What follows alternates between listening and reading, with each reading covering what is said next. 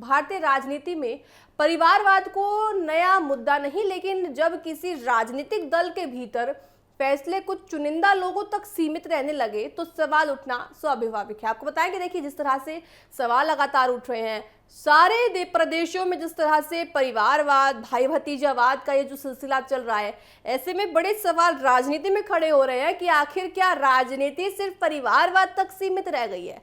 आज की कई बड़े क्षेत्रीय पार्टियां इसी चुनौती का सामना करती हुई नजर आ रही है। पश्चिम बंगाल में ममता बनर्जी और उनके भतीजे अभिषेक बनर्जी को लेकर लगातार चर्चाएं हो रही है। महाराष्ट्र में उद्धव ठाकरे और उनके बेटे आदित्य ठाकरे की राजनीति पर भी सवाल उठते नजर आए। वहीं बिहार में लालू यादव प्रसाद और उनके बेटे तेजस्वी यादव को लेकर भी राजनीतिक गलियारों में हलचल देखिए अलग ही नजर आ रही है।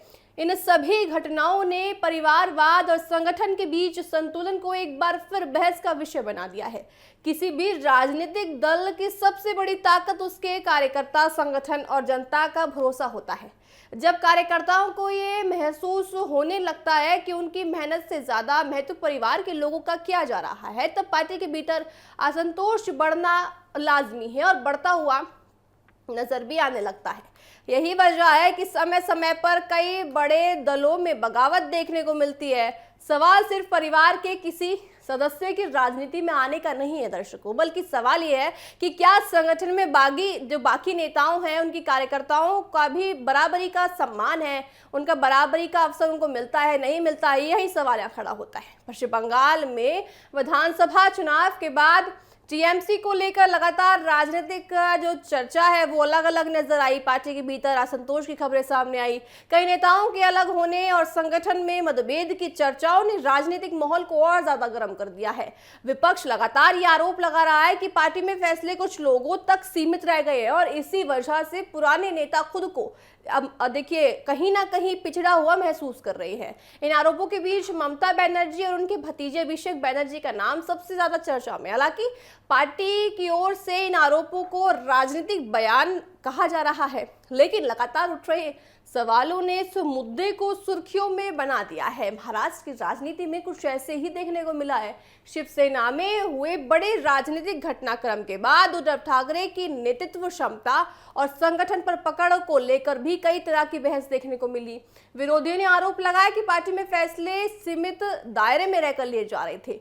पुराने नेताओं की भूमिका कम होती हुई नजर आ रही थी। हालांकि उद्धव ठाकरे और उनके पार्टी इन आरोपों को सिरे से खारिज कर रही है, लेकिन राजनीतिक विशेषज्ञों के बीच ये चर्चा लगातार बन रही है कि संगठन के भीतर असंतोष में बड़े बदलाव की वजह आखिर क्या है। अब नजर बिहार पर है। राष्ट्रीय जनता दल लंबे समय से लालू प्रसाद यादव के नेतृत्व में आगे बढ़ता हुआ नजर आ रहा है। पिछले कुछ वर्षों में तेजस्वी पार्टी का प्रमुख चेहरा बनकर उभरे हैं। विधानसभा चुनावों में विपक्ष की राजनीति में उनकी भूमिका भी लगातार बढ़ती हुई नजर आई है, लेकिन इसी दौरान पार्टी के भीतर मतभेद की खबरें भी सामने आई। तेज प्रताप यादव और परिवार के अन्य सदस्यों से जुड़े विवादों ने भी सुर्खियां खूब बटोरी। विपक्ष लगातार ये आरोप लगाता रहा है कि पार्टी में फैसले कुछ लोगों तक सीमित हो गए हैं। वहीं राजद का कहना है कि ये सब राजनीतिक प्रचार है और पार्टी पूरी तरह एकजुटता के साथ काम कर रही है।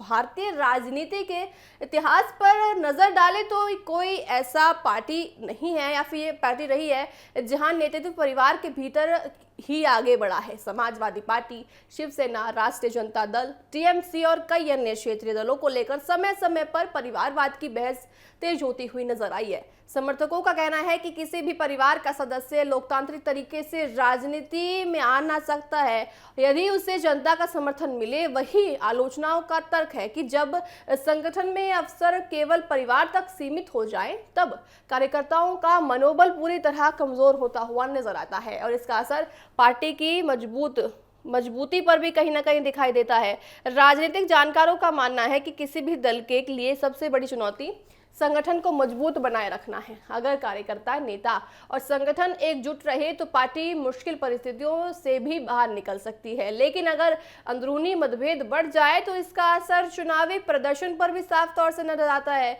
यही वजह है कि आज लगभग हर बड़ा राजनीतिक दल अपने अपने संगठन को मजबूत रखने और कार्यकर्ताओं को एक साथ चलाने की बात कर रहा है। फिलहाल देखिए पश्चिम बंगाल और महाराष्ट्र और बिहार की राजनीति अलग अलग परिस्थितियों में जरूर है, लेकिन इन तीनों राज्यों में एक समय समान चर्चा परिवारवाद और संगठन के संतुलन को लेकर जरूर दिख रही है। आने वाले समय में इन दलों की रणनीति क्या होगी, संगठन में क्या बदलाव होंगे और जनता इन मुद्दों को किस नजरिए से देखेगी, ये बड़ा सवाल उठता है।